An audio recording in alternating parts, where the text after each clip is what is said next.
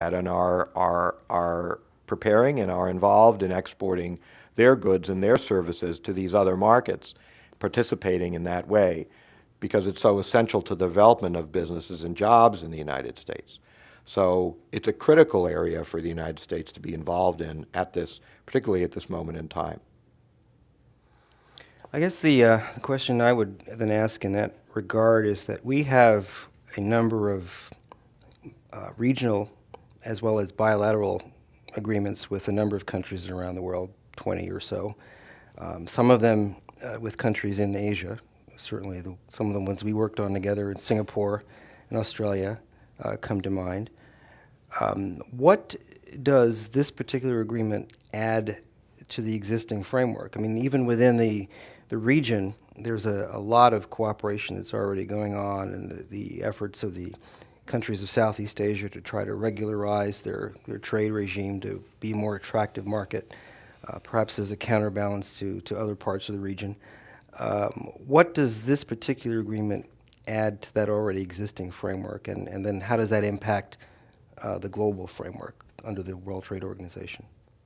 So very importantly, the agreement adds the ability to stitch together this very ambitious undertaking of bringing 11 countries under the same umbrella. So our existing trade agreements have been importantly successful in expanding exports and bringing new rules to our trading partners, as you were saying.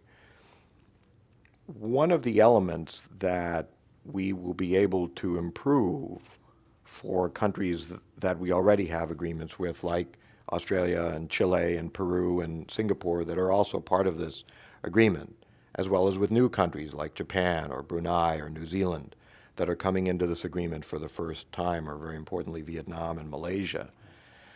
One of the things we're going to be able to do is to regularize matters like, very technical matters like rules of origin.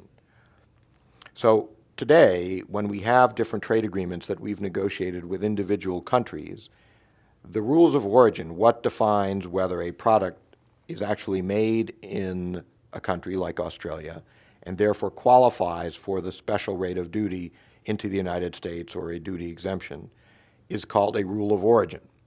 And so what we've done is negotiate all of those bilaterally with Australia, with Singapore, with Chile, and with Peru. What we are doing by stitching together 11 countries, some of them trade agreement countries and some of them new, is to begin to make that process less cumbersome for businesses. And that means less expensive for consumers, more opportunities for working